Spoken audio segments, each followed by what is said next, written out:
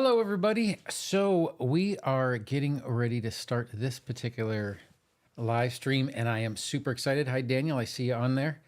Um, I'm kind of super excited because now we're getting to where things are actually going to be starting. And I'll explain that a little bit. I'll cover kind of where we're going next, what's going to be happening in the background on some things, and some of it's just going to be work that I'm doing, like maps and things like that. But it's finally going to be moving forward to we're actually going to be start doing some actions. We're going to be putting some stuff on GitHub. We're going to start putting some things on World Anvil and kind of get the project started. So first thing I want to do, and I should have had it up already, but I don't. So let me get to it really quick. And that is, so we had our poll, and our poll basically ended up like this. So Eleanor Trent and Galt, which I spelled wrong, it's G-A-L-T, won the competition. That's exciting. It's almost limiting in a little way, but kind of in a good way because it's going to make for a very interesting story in a part of the world that hasn't been done that much. I wasn't able to find a map for either Debril or Wood's Edge, so I'm kind of excited about it in truth. But that is basically where we are on our beginning. Our main nemesis is Eleanor Trent, so Debril, Wood's Edge, and Galt. Now that we kind of have that and we know what our general theme is and where our location is going to be, who our nemesis is, now we need to start kind of developing that nemesis and their network. And I have an example, and I've already put a channel on. Matter of fact, I see that there's new unreads here on the Discord. I already put a new channel up there for basically our campaign story foundations. And what that basically means is we need to come up with what Eleanor Trent's actual plan is and nail that down. But first, I want to cover a few things about Galt and why Galt is going to be a very interesting thing to do an adventure in. So let me go ahead and switch screens again. So Galt is located basically northeast of Absalom. It has a very interesting history. It is basically where revolution happens, and considering rebellion is our main theme, is going to be a great kind of general theme for it. So the easternmost edge of Aveston, its government is... Well, hey, how's it going, Fernando?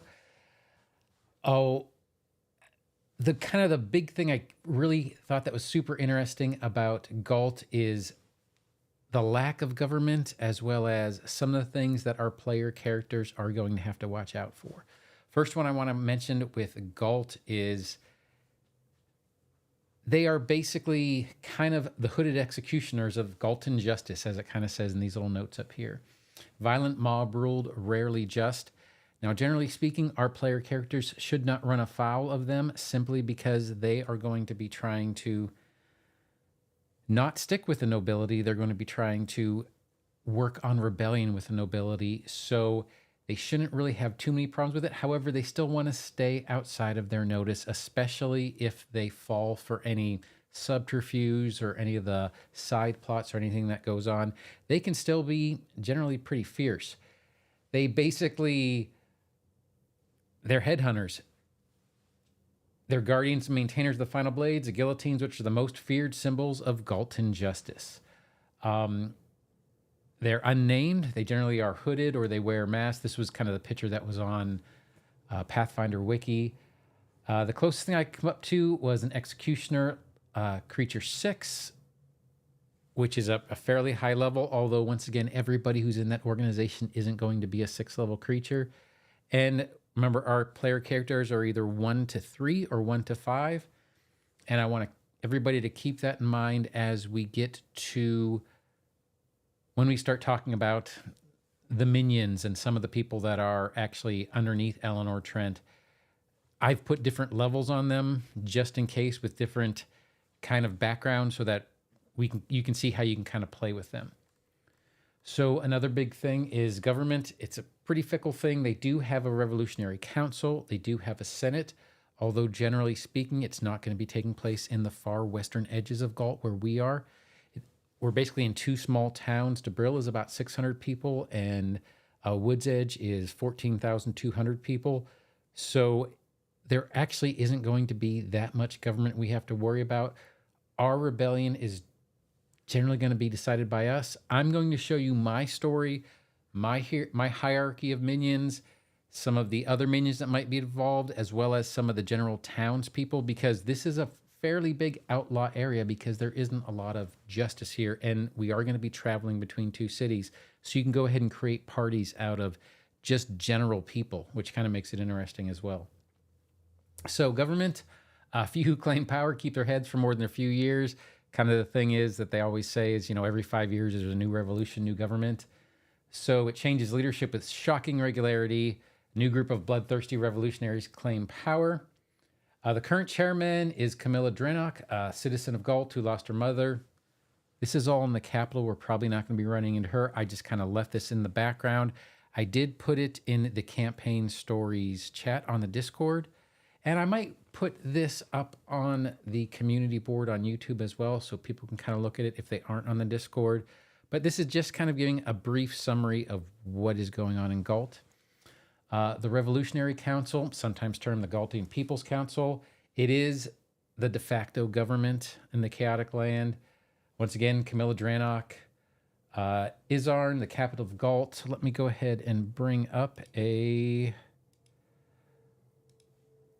map of Galarian, because it is going to be a little bit important here in a few seconds.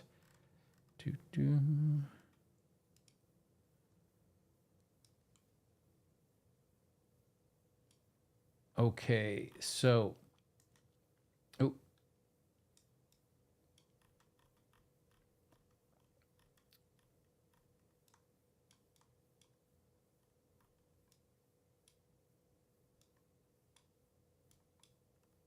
there we go. So we have Woods Edge here and Debril here. Sorry, I kind of kept everybody on site.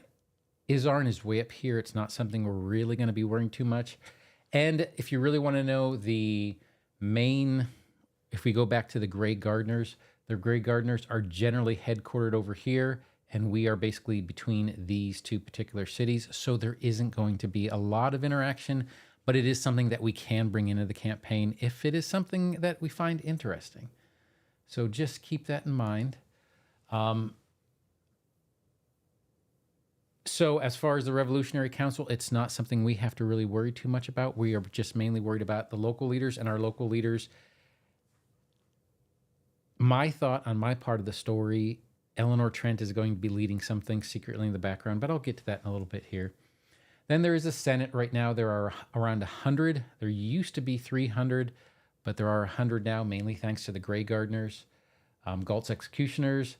They're supposed to have new elections all the time, but they're always postponed because who wants to actually become a senator when you know you're going to be killed at any particular moment? There's no practical way of replacing these senators, so they say it's a small modicum of stability, but that's not super likely. Even though their power is largely ceremonial, they still meet monthly for week-long sessions, posturing, demagoguery, and debate. I assume a lot of drinking as well, and there's no achievements that come out of it, nor are there really any records or anything that I could read about. So that is basically what we're walking into with Galt. Galt is going to be a lot of fun because we don't have to worry about, generally speaking, authority figures. It is going to be whoever leads the towns. So kind of going into that, one of the things, and I kind of have it in the lower right hand down here, which is a sentence. And this is a sentence, once again, from Guy Scandler's, his book for epic campaigns. And I kind of like how this is, we're going to be developing the Nemesis as well as the Nemesis organization.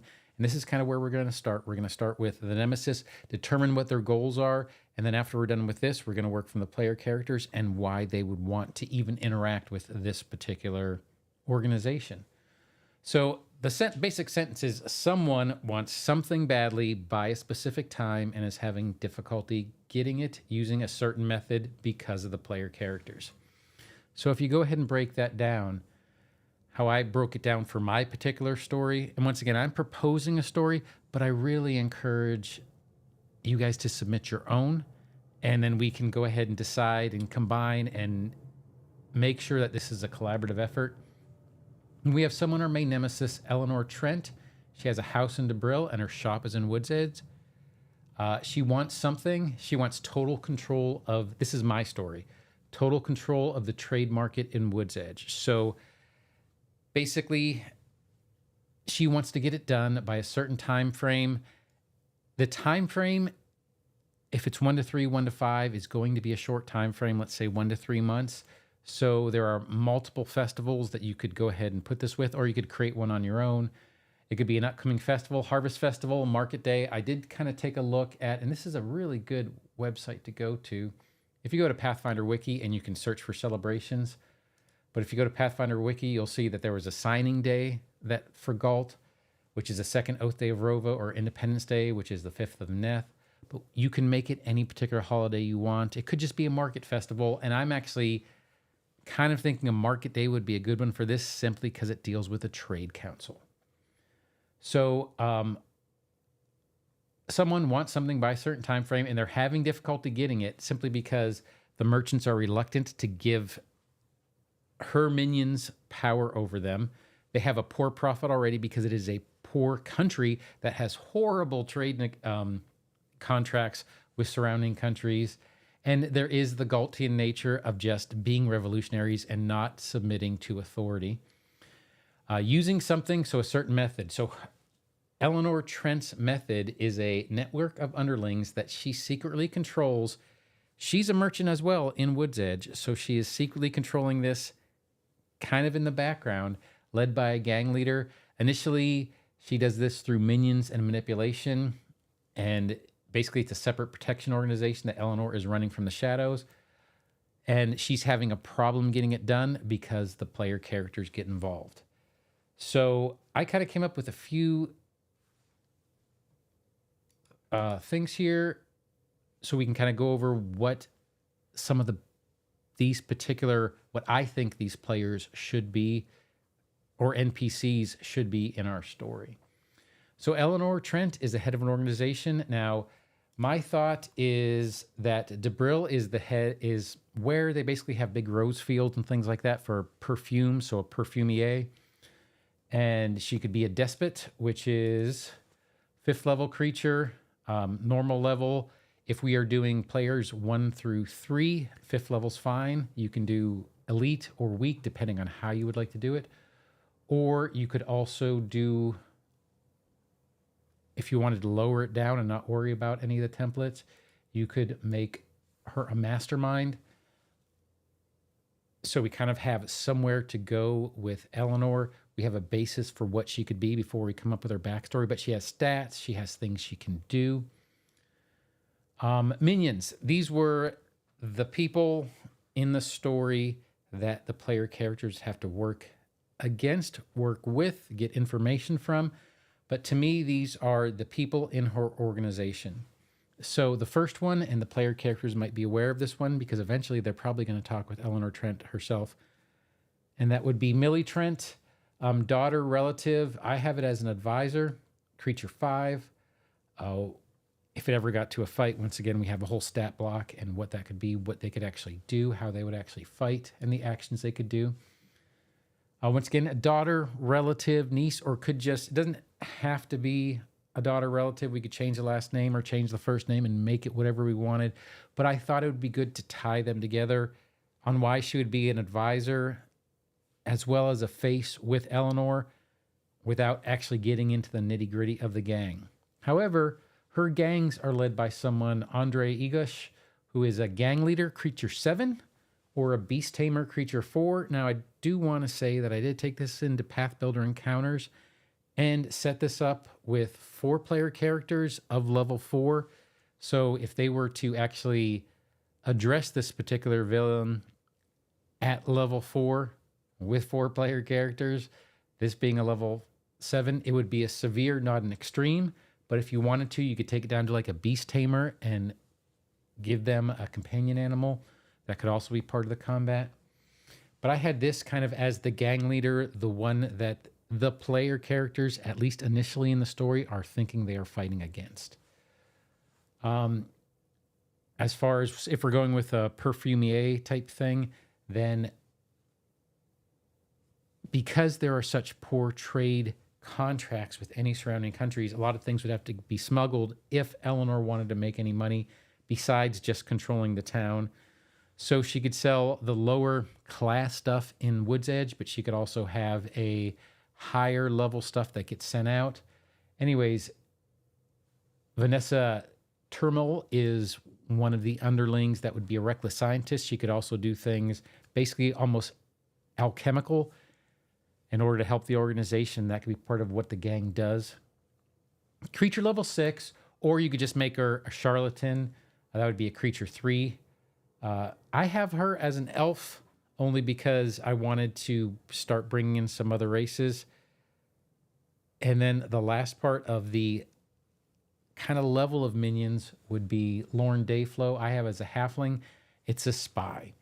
Lorne could be the one that runs her shop in Wood's Edge, or it could be someone who is just kind of in the city and watches over the city and reports back to Eleanor what's going on. It could be how Eleanor first finds out about the player characters actually interfering with the particular market and her trying to control the market. So I have a whole bunch of other minions that you could actually run here, and I'll go through those in a second, but I do want to, I'll state this a couple times simply because once again, people come in and out of these lives, and I fully understand that. But this is just my story, and this is what I'm going to be posting under a thread in the campaign story section of the Discord. Just a particular one. But these would be the kind of things that if you wanted to present a story, kind of the things that you wanted to put forth. So the other minions for her organization, these would be the underlings. These would be the ones that the first level player characters might run against. You have merchants, which is a creature -1, servants, creature -1, dockhands. Then you have the creature 1s, which are guard and bodyguards. Bodyguards could actually be in Debril. And I'm thinking at some point there might be an infiltration into Eleanor's house, something along those, or her estate. So that might be something that would run into there, but these would be minions underneath her. You'd also have bandits, beast tamers, charlatans, mages for hire. I have beast tamer twice. Oh, sorry about that. I will take it out before I go ahead and put it in the Discord. And then I have other mob elements. Now, Galt, once again, has very poor government. Doesn't have a lot of order. Doesn't have a lot of, I don't know, things that prevent people from doing things. So while the player characters are going from Wood's Edge to Debril and Debril back to Wood's Edge, for whatever reason in the story they might be, which once again is yet to be decided, they could run into these things along the side of the road. A bunch of desperate people are just trying to make money and get by. So they would run across farmers that might try to rook them or accost them for their items and gold. Dockhands, loggers, miners, innkeepers, bandits, and drunkards. These are things, and once again, I did this in a document, and I kind of did the Archives of Nethys so that we kind of see what the stat blocks are as we go to each one of these particular things. And you could see what they could do, and you could see how we could build encounters, and then you could take it into... we figure out how long it takes. That would be part of the map making to get exact. It's not going to take... So 30 kilometers, 20 miles... It is about, that's the thing is I don't know how to do this. I never got this to work in this particular map. So we have 20 miles is approximately this distance. I would say it is probably about 100 miles. So that would be multiple days of travel. I don't expect much travel to be going between the two, although I do. Exactly. That is very true, Daniel. In my head, and once again, this is just my story. I want everybody to don't think that I'm proposing this as this is the true story. This is the story we're going to be doing right now. This is just, I'm just trying to give you an idea of, in order to ensure that we kind of get the best story, these would be the kind of things you'd want to include in your own story that you are trying to propose. So they would basically be going to Debril, in my mind, would be part of the final confrontation. They might go talk to her once, or she might come to Wood's Edge. The player characters are going to be spending most of their times in Wood's Edge. Wood's Edge, once again, is 14,200 people. It is a large city, where Debril is between 500 and 600, if I remember correctly. I have it over here, actually. Debril. Debril is 624 people. And Wood's Edge is 14,200. So I would see maybe the final conflict happening in Debril and maybe them going once.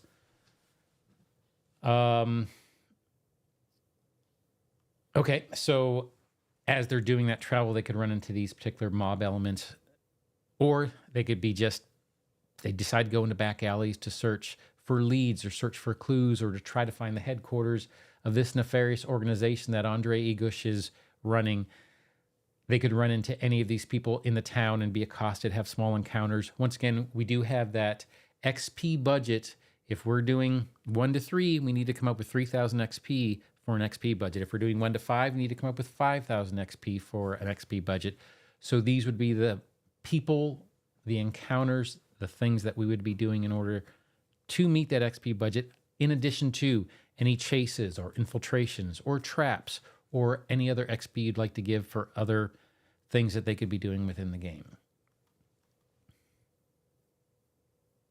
Yes, so did I, and I was kind of thinking about how that would happen. I was wondering if they would go up to Debril. I'm not talking to Daniel right now, because Daniel says I can see, oh, well, you guys can see it as well, because it's in chat. So I'm going to not reread the question, but I was thinking if Eleanor could send for them and bring them up in a carriage, or if the player characters basically, let's say they defeat Andre Igush and get that, oh, Eleanor's the one who's in charge, and then they have to go up there, and then that could be a multi-day exploration encounter type thing. It'd be downtime most of the time, but I could see that being a lot of fun. I like travel. Then what I wanted to come up with is a player character prompt. This is what a player character prompt is to me. It's why the player characters are in the city and why they get involved. So this was my player character prompt that I kind of wrote up. I spent about a good 6 to 8 hours kind of putting this together and workshopping some things. But so our adventurers are in the market, seeing a shopkeeper being shaken down by a group of ruffians. The adventurers decide to intervene or choose not to, but regardless, after it's done, they talk to the merchant. The merchant tells them of a gang in the town that is shaking down all in the market, trying to take over all the commerce, trying to make sure that they get their money from everybody every month, or they burn down or beat up the merchants. The player characters can be from the city or the area. Wood's Edge, once again, is 14,200, so there are a lot of people there. It would be very hard, and I kind of put this here separately. And we can go that here. I'll cover this real quick. So foreign relations. Andorran, once sympathetic to Galt, has closed its borders. The River Kingdoms closed their borders, and they actually amassing armies of mercenaries. So no. Taldor, dim view of the revolutionaries to its north. Keonan, the elven lands separated by the Selin River, and the elves monitored this border carefully. Here's one of the ways that we could bring people in if you want to bring people in. So let's go ahead and get back to that. So Galt's politics makes it hard for outsiders to come into the area. So if one of the player characters, and we put this in the player's guide, if one of the player characters wants to be from another area, they can. One of the ways to get in is, if we go back here, do I have her up? I do not. So we'll go back to Galt. How do I not have it up? Anyways, there is a lodge, and I actually have it written down, I guess, so I don't need to go there. Venture Captain Elza. This is actually from lore in Pathfinder, so it's not something I'm making up. Venture Captain Elza, this is a weird name, Patulangro, has recently returned from Absalom to her homeland of Galt in an attempt to reclaim the building for her organization, but her presence is barely tolerated by the locals. So they could have been guards or part of the Pathfinder Society that came into Galt. And that could be why a player from outside of Galt could be part of the adventure. But it is hard to bring someone else in. There's not a whole bunch of actual ways to sneak in. And if you're a foreigner, the people from Galt are going to look at you warily. So that would have to be something that would be put in the player's handbook for this particular adventure as just something that they'd have to deal with. And then here's my general plot synopsis. So the plot synopsis is Eleanor Trent is seemingly being shaken down as well, but actually is the main culprit in the racket. The rebellion aspect, because once again, remember, rebellion was the thing that won the vote, so that's what we need to work with. The rebellion aspect of the plot is overthrowing the gang and spoiling the plans of Eleanor Trent while staying out of the Grey Gardener's sights. The Grey Gardeners could be the only thing I could see being a problem, and I would like for them to be high level to make sure that you don't bring all of Galt into this little town of Woods Edge. Although, once again, 14,200. It's not that small of a town, but it's still not a huge town. So it'd be good to kind of make sure that you have something over the top, keeping it from having a party of alchemists come in and just blow the place apart. That's my thought anyways. So this, once again, is not the story I'm proposing that we actually do. This is just what you should, if you wanted to put your own idea forward, this would be the kind of information that would be good. One of the ways that I came with, and once again, I say it and I'll say it again because I'm using this guy's ideas and they're very good ideas. So I'm using Guy Scandler's How to Build an Epic Campaign. He kind of has, that's his sentence up here, which is someone wants something badly by a specific time and is having difficulty getting it using a certain method because of the player characters. But another thing he has that what will help build off of this, like the actual organization that we're trying to build and things along those lines, is he actually has a nice little worksheet, 2 of them actually. And this would be where we would go eventually, would be the actual sentence that we just built. So our sentence was Eleanor Trent wants to take over the market in Woods Edge by a particular holiday. I would say a market day would probably be the best one because market days happen multiple times a year. And market days would also be when the merchants would have the most amount of money. So that would be when the merchants would be most worried about it. Having difficulty getting it because of the merchants' Galtian tendencies, the fact that they don't have a lot of money to begin with, using that secret organization of thugs, and he's having a problem because of the player characters. And then, once again, you're looking at this, you're saying, well, that's a lot of things to fill out, and I don't know what that means. The good thing is he has a good example of what it would look like found out. So our first one would be who is the Nemesis? Wants something badly. So who has control of the market? In my version of the story, Eleanor Trent already has control of the market through this group of ruffians that no one knows she actually controls, and they think that she is under their thumb as well. By a specific time, who has set this time frame? The time frame is set by the market. Because if it's a market day, then that would be when the most money would be in the market. They're having difficulty getting it. It would be the other merchants or why. And so you can see a good example. Once again, I'll probably put these up in the same thread on the Discord. But they also have for what? What do they do for the living? This would be Eleanor. Eleanor's a perfumier as well as a secret gang leader. Where are they based? She's based in Debril because that's where her rose farm is, although she actually does most of her trading in Woods Edge. But by keeping her away from the main part of the story, you're actually ensuring that the player characters aren't killing the boss at the very beginning. But that's one of the reasons why the minions are important. I'll kind of cover that in a second. Once again, going back to Eleanor, when did they begin making their plan? According to our original story, Eleanor wants to make sure that her family has always been or is going to be in charge. And this has been something she has been plotting for most of her adult life. Why do they want this something badly? Power. And how did they learn about the goal?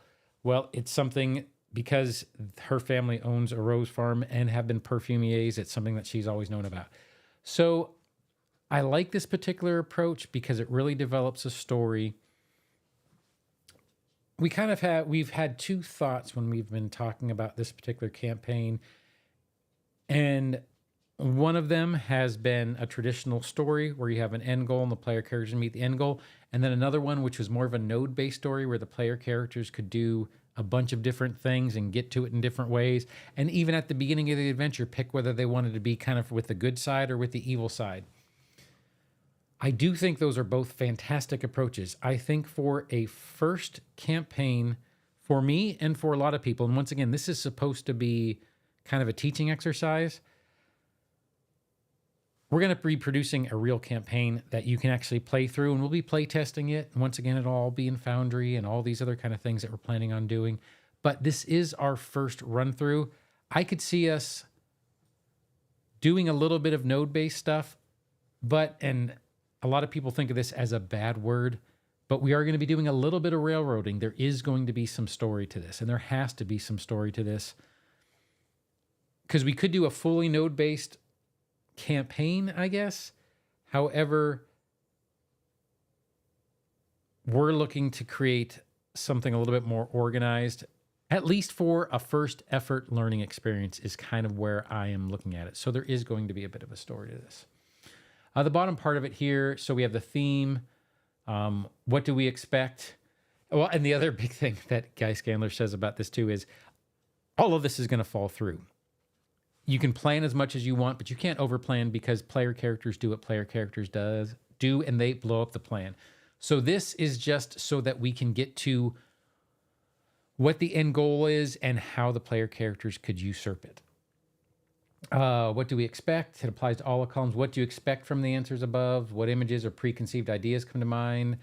Are you fulfilling these? So once again, I'll include both of these sheets on the actual Discord itself, and you can kind of go ahead and go through it. And we can talk about it. I will probably be on the Discord in one of the chat boxes, probably Sunday morning. I will put an event up there a little bit. I have some varying plans this weekend, so I'm not entirely sure the time as of Thursday, but by probably Friday evening, Saturday morning, I should know. I definitely can't do anything Saturday, but I can get on the chat room on Sunday at some point. But when I do get a good time, I'll make sure I put an event in the Discord for that. But let's go ahead and go back to the other sheet. I want to go back to this organization. One of the reasons why I feel that the organization here, and that would be these people right here, is kind of so important is because, once again, you can't plan for the player characters. So in my version of the story, I don't expect the player characters to have too much interaction. They'll probably interact with Eleanor Trent, really, truthfully, at the beginning of the story, and probably not again until much later in the story when they start to figure out that this guy is running an organization for someone higher up. But even if Eleanor did get knocked out at the beginning, let's say the player character, let's say she insulted someone and Eleanor Trent gets killed. Well, then we have Millie Trent can come in and continue the story and continue the same line. If Millie gets knocked out, then Vansa, who is the main scientist up in Debril with the rose fields and all other kind of things, could take the role of the advisor. If we have our gang leader here, if our gang leader gets knocked out, then we could possibly have another beast tamer or a mage for hire take over control of the gang. It's basically so that the player characters with enough critical successes, a lower level party can't take a higher level person out. It can happen. So in order for us to have kind of backups and work a little bit with this node-based structure, we want to have multiple people that could actually take over.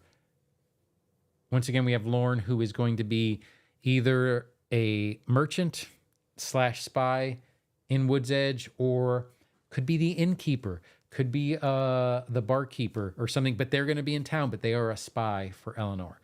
We could have a servant, or we could have A barkeeper or something along those lines also play that role. But we need to have backups for our minions. And once again, our backup for Eleanor would probably be Millie, the advisor, which is why I wanted that familial relationship, either a daughter or a relative, someone who could take the family name. Because if you remember from the Flying Pigs, selling point from Eleanor was that it was her family name that she was worried about. So I wanted to make sure that we had a family member that was also high up in the organization in case something happened that could actually take over the organization. So let's see, what else did I particularly want to talk about this? Going over a little bit of let's kind of close out some of these windows so it's not quite so overwhelming. But Galt, there's a lot of interesting things in Galt. I'll include links to this, all the places in the, basically on this live comment in the description so that everybody can kind of see these and get to them pretty easily. But I would suggest reading about the history of Galt and all the things that are happening within there. Adventurers, Then Wood's Edge, once again, there's not a lot to it. I actually like the fact that Debril and Wood's Edge don't have a lot of lore, don't have a lot of history, don't have a lot of things going on. Oh, here we go. This is what I was looking for. The looted Wood's Edge Lodge. This is Pathfinder Society in Wood's Edge. It was once an important locale, heavily damaged in riots in the early years of the Revolution. Here we have Venture Captain Eliza, how pronouncing this? Patulengro has recently returned from Absalom, so there is reasons to go there, as well as some of the people that are in it, but it's not too developed. Then we have Debril. Debril, there's not a lot to it, 624 people, so it'll be a small town. These are the two maps that I'm going to be creating between today and next Thursday. I'm actually going to be creating these and putting them up so people can view them and go ahead and get their ideas. If we go to this map here, you can see that they're both, get my little highlighter up. So Debril's right here and Wood's Edge is right here. They're both located on the river. I will go ahead and work with the city size and try to get some maps together. I'll go ahead and try to populate it with some NPCs. Innkeeper, barmaid, mayors, any of those type of things. I do need to do a little bit of investigation because once again, this is not a government heavy part of the world, Galt in general. And since this is on the far western edge, it's going to be very locally run anyways. But I will go ahead and be putting those maps together this week. And we can start working on transport between the two. I could see putting a bridge or something like that here and have a basically set encounter there. Anyways, these are all the little things that I'm kind of planning and doing things with. But I fully hope that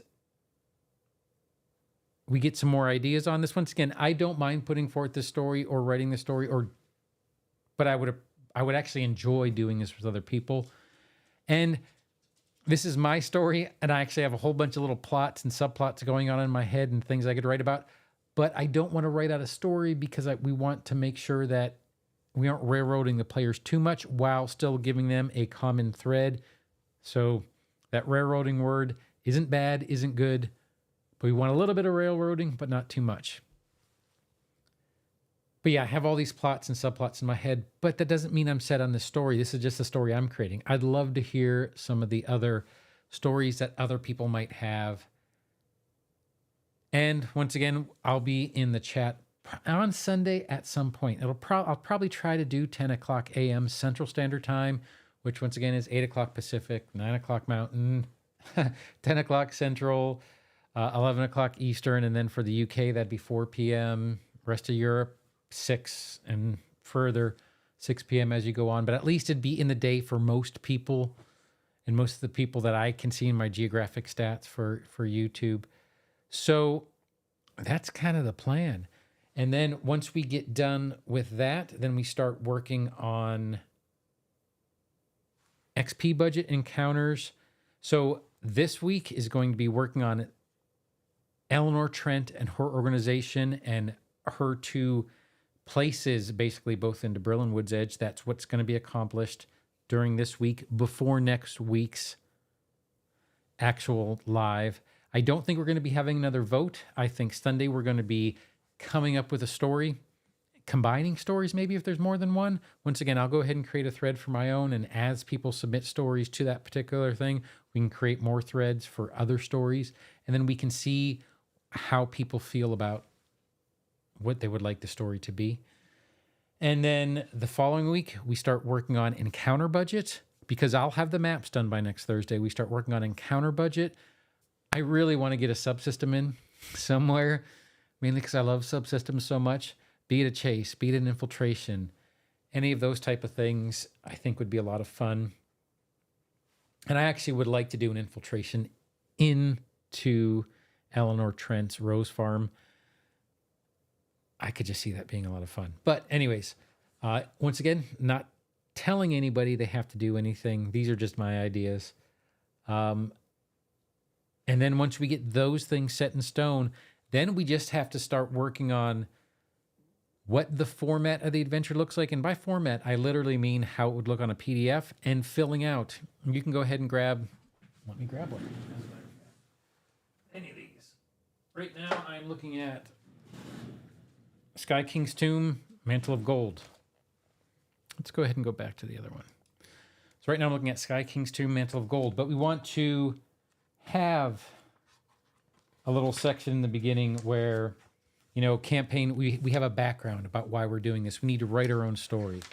We need to come up with our NPCs and our gazetteer, and those are the things that we're going to be doing past this week. So it seems like for me, the first 2 weeks that we've been doing this, I guess technically it's like 2.5 that we've been doing this 96 pages goal. That's kind of what I'm thinking, Daniel. And I'm sorry, I might not have seen that initially when you said I wish I had a time for when you sent that. Maybe I need to look in setting the time up. But yeah, 96 pages goal. That's a lot of pages, but I want it to be complete. I want it to be an actual story. So yes. This is 80 something pages. I would say probably, yeah, because if you take a look at one of these adventure paths, if it's a 1 to 10 adventure path, then 3 books, the first books 1 through 3. So yeah, we're going to be going for something along those lines. When's going to have the maps? It is. Yeah, you are exactly right. Thanks for pointing that out too. But and then we'll have, we'll be doing the little maps with the encounter look. I don't want to give too much because once again, this is Sky King's Tomb. And Rust Edge is just out. I have to go buy that one because I don't have a subscription for that, so I haven't gotten that. Anyways, it's going to be complete, and then we're going to work on the Foundry integration of it. And so going back to my original point, we did about 2.5 weeks so far. In 2.5 weeks, it doesn't seem like we accomplished a lot, but we actually did. Now I can see things accelerating a little bit. If I had to guess, I would say we're probably about 4 weeks out from having a first draft of the PDF and probably another week editing the draft down. Once again, I'll be doing chats on the Discord in the intervening time so that we're working as a group, and it's not because I'm more than happy to do the work, but I also want to make sure that other people's voices are heard as well. So another week or so, another week to 2 weeks in order to get to a final draft. And then the last part would be Foundry integration. But by the end of that 8 weeks total, we would actually have a paper or PDF AP complete and playable. And we'd probably be doing some play test around week 7, at least of some of the encounters. That is my thought. As far as the Foundry integration part, I would assume that would take another week, but we'd have a complete adventure by the 8th week, so 6 weeks from now. Is kind of my plan for where we have this. So that is kind of what I am thinking.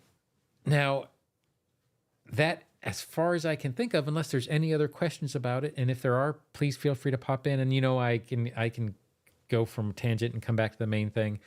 I'm going to start talking about some other things, but that is the end of the campaign creation part of it. And what we're actually doing, this is actually creating the story foundations. That is where we are. But one of the things that I want to talk about also is, because I've seen it on the chats, and the Flying Pig has actually been putting some things up for me, and I greatly appreciate it. This is Discord. I'm gonna be doing the RSS server setup this weekend. I didn't want to do it during the week because if anything screws up, I still work a full-time job. Most people work a full-time job or a part-time job or whatever, but everybody has other things to do. I hate trying to do major things during the week because if it screws up, then I have a time window. So this weekend, I'd like to get the RSS server up so that we can start getting the Paizo things from there. So the Flying Pig doesn't always have to put the things in the chat, but I still appreciate that he does that. And a few more things that I would like to get done on the channel itself. If you have noticed, so normally I used to do 6 videos in a live, and then we started this campaign creation, and right now I'm between 4 and 5 videos and a live and a couple chats. I'm still a YouTube channel, so I still need to get some things up. And I do have ideas for where, actually I have 2 video ideas that I'm going to be working on this weekend as well, but I'll be getting those up Saturday and Sunday, as well as preparing stuff for next week. But I just wanted to make sure everybody was aware that we're still going to be doing a bunch of videos unrelated to campaign creation. We'll be doing some campaign creation ones as well, but we'll be doing some unrelated ones because not everybody wanted to participate in this. I think we had 15% of the people wanted something else, especially even on the lives themselves. And then the last thing I'd like to talk about is, so we did have the Lost Omens Tianjia, and I think I actually mentioned it.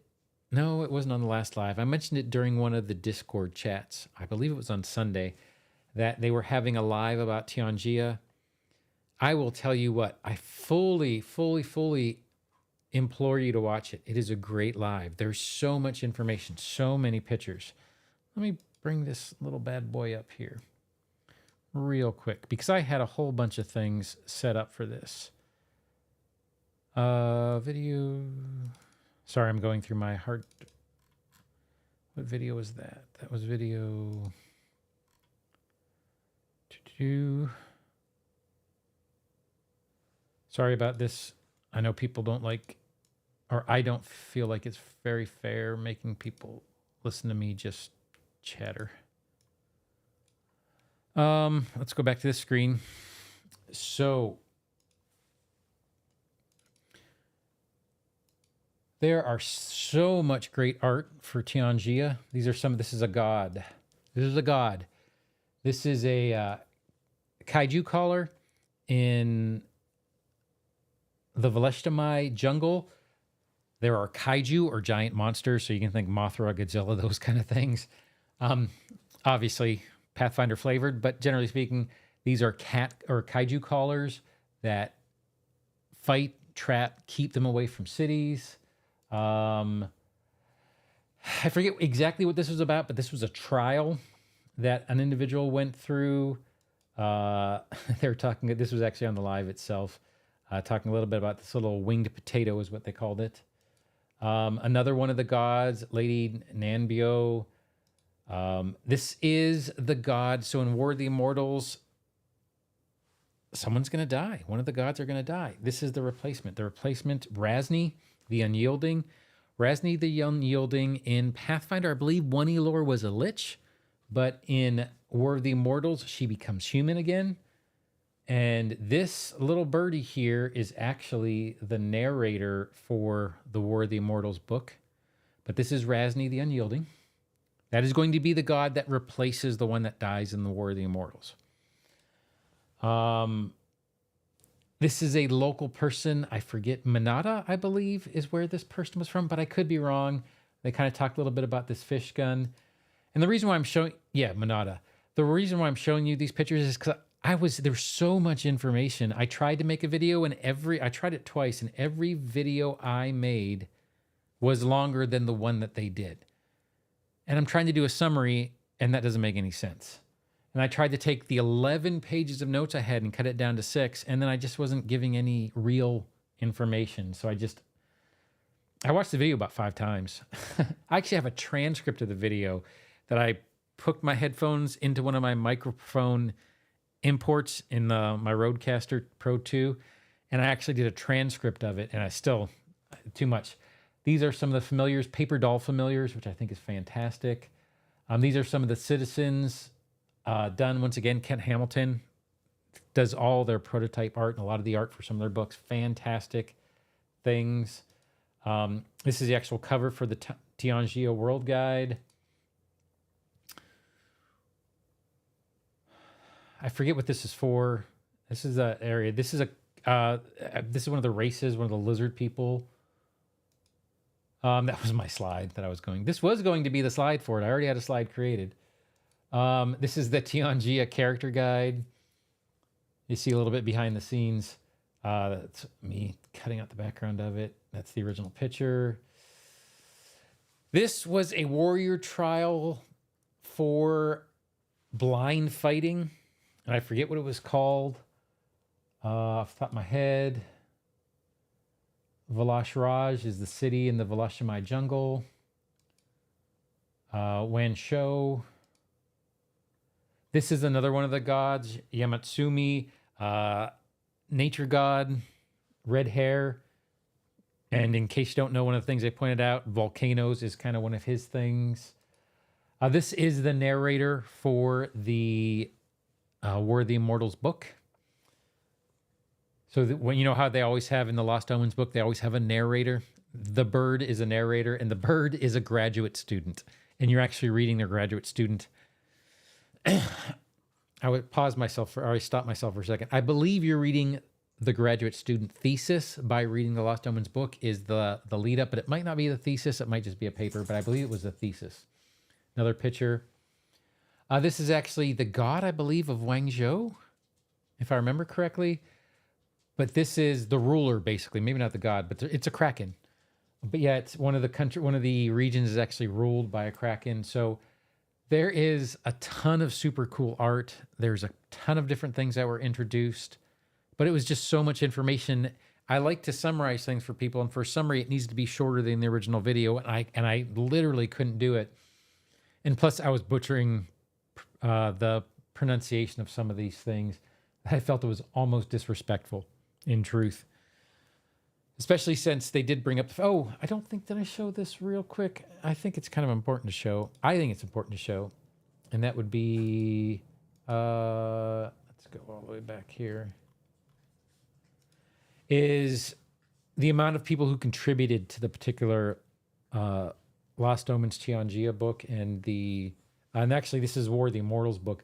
But these are all the people who actually contributed, and I think it's fantastic that in the live themselves, they made an effort to show this and to give props to all the people who participated. So I think it's great. Now, all that being said, I can't really think of too much else to go over. And we're coming up on an hour, so I think that's a good, valid live there. But once again, the big things, let's go ahead and kind of go over all my things here. So basically, homework, if you want to call it homework. And once again, I'll put some of this is already in the campaign story part of the Discord. But the main sentence that you're trying to answer is someone, in our case, it's going to be Eleanor Trent, wants something. In my case, it was control of the trade market in Wood's Edge. Badly. Pick a specific time. It doesn't have to be a specific time, but since we're doing a 1 to 3 level adventure, a time would be nice, but it doesn't need to be one. And they're having difficulty using a certain method. My method was her secret group of thugs that she actually controls that are doing a protection racket in the market. And because the player characters get involved. So the main thing you need to think about is fleshing out that sentence. That is what our story, the main parts of the story theme are going to be. And then come up with your organization. Come up with who's going to be involved. It doesn't have to be involved as this. You don't have to put names. You don't have to put those type of things. But come up with a plausible organization that she actually works with. And that's kind of what I'm thinking that it needs to, where we need to be at. Doesn't need to be as filled out as this. Once again, anything you contribute would be great, and we can incorporate things into the story. even after we got done and we were at the campaign location thing, we had there were ideas that were put in after we kind of had a cutoff. Feel free to do that because we need minions. We need other people in the organization. Heck, I could see the one idea that we got. What was his name? I'm going to go back. It was Mr. Ray put it in there. Too late. I apologize that I'm doing this again. Here we go. Mr. Ray was Nemesis was Colonel Almara Mantle. I could see that being, that's actually in the campaign ideas thread on the Discord. I could see that being maybe one of the Grey Gardeners, or maybe someone on the council, maybe one of the senators. But feel free to put whatever ideas you have into that particular thread so we can get a good story together. We have a lot of NPCs to fill. We have a lot of backstories to fill. We have city councilors and important NPCs, other shopkeepers, just various people that we like to do. Hey, Mr. Ray, how you doing? I was just saying that I was just complimenting your Colonel Mantle, who I actually really like a lot. But keep contributing those ideas, because although that we are moving forward with the story, we still need these things as part of the story, regardless of whatever it's going to be. Tickety boo. That's a phrase I don't say very often. But with that, we are just about at the end of this particular live. So I really appreciate everybody coming to it. I'll go ahead and put all these things. I have some of it already in the Campaign Story Foundation chat on the Discord. I'm pointing this way because my monitor with the Discord is over there. But we'll go ahead and put the rest of this information on there. And I think from that point, we're going to go ahead and move forward. Once again, Sunday at some point, and I will set an actual time before Sunday, obviously. But I'll be in the chat and we can go ahead and kind of work on getting some more story together, and I'll start working on the maps in the intervening time. But with that, hey, once again, I appreciate everybody for showing up. I appreciate any support. I appreciate any ideas. And I really enjoy doing this, and thank you all for participating. But I hope you guys have a great rest of your day and happy adventuring. Thanks a lot.